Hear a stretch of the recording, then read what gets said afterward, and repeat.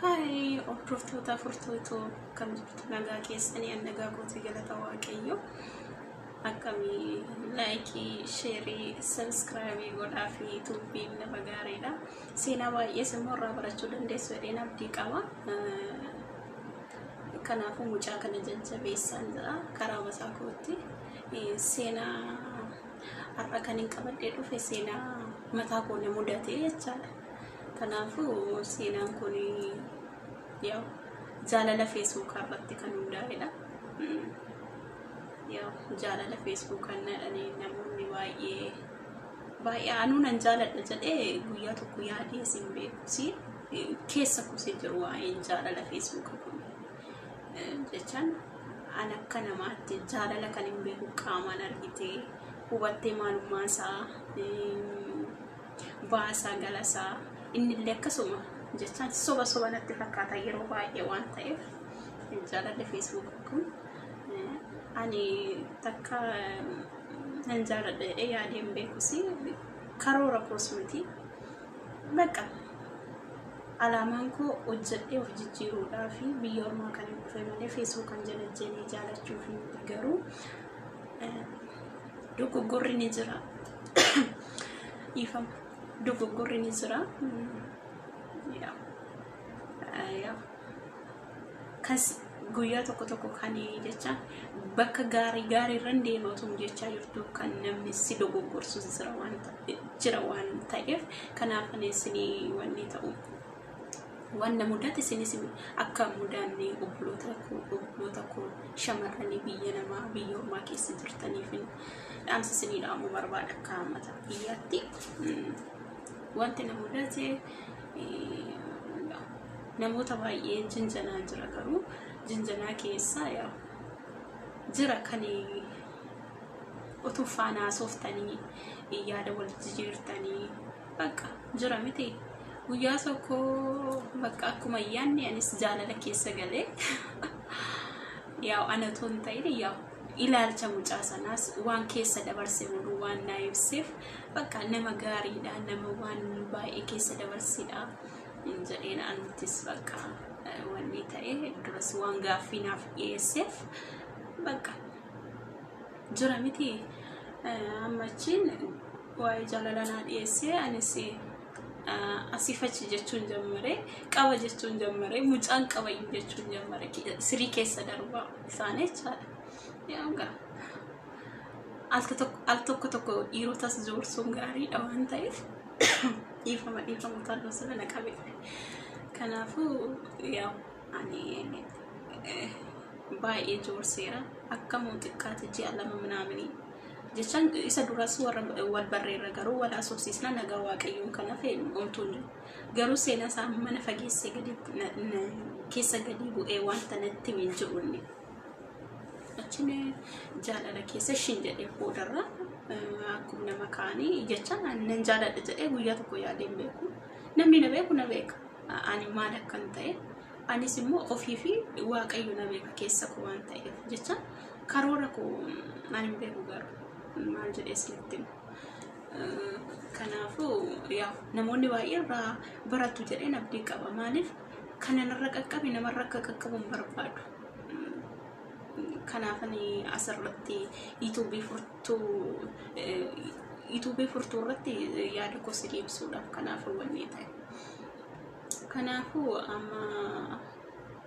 osoo wal jaalannee jirru akkas ji'a torba manaamini geenyeen yaa innis waadanaaf galee innis waadanaaf galee fi akkuma nama kaanii yaa inni biyya jira asmiti kan jiru ani Saudi Arabiyaan jira ammachiin bakka egaa jaalala keessa nagaltanii wanti tokkummaa isinitti fakkaatu maaliif jaalattanii dhugaan jaalattanii waan jirtaniif jechaadha nama sana garuu ciniintanii hagadaadha ciniintanii ilaaltan kan argu garuu waaqayyo tokkicha bicheedha waan ta'eef kan sirratti hojjetame badii tokko namarratti hin hojjetin jedha sagaleen waaqayyoos masaafa qulqulluurra kanaafuu inni akkasirratti hojjeta jedhee takka ayyaanne dhugaadhaaf taana seenaan inni keessa dabarse nambo guyyaa ni natti maaliif dubara taate akkamitti dhiira boleessa irratti dhiira abbaa qabdu boleessa qabaachuun dhiistu abbaa qabaachuun dhiistu akkamitti kana gooti jedhee keessa kootti wanni na argu baate rabbi na harga dhugaa waaqayyo siniin jedhaati nambo guyyaa ni natti amma kana barreeffamuu naasofna seenaan baay'ee nama gaddisiisa kana jedhee sirriitti himuu danda'u guyyaa biraas ibsuu nan danda'a waan inni keessa dabarse garuu maqaasaa irratti siniin mucaasana jechaadha bakka akkas torba manaamin geenye amaleen waysi gaafadhanaan jedhe maqaan koo yaw asumarraan maqaa feesbuuka kootii amala warqalamaadha Itoophiyaa koo immoo galtan immoo mi lammaa jedha subscribe na gochuus hin dandeessu yoo sinitti tole wal guddisuun aadaa keenya waan ta'eef wal guddisna sini soo hojjettan Itoophiyaa gaariidhumatti fakkaata kan namoota tokko ilaalutti ilaalcha baay'ee yaada baay'ee namarraas fudhachuu kan fudhattanis qabdu kan hin fudhannes jira waan ta'eef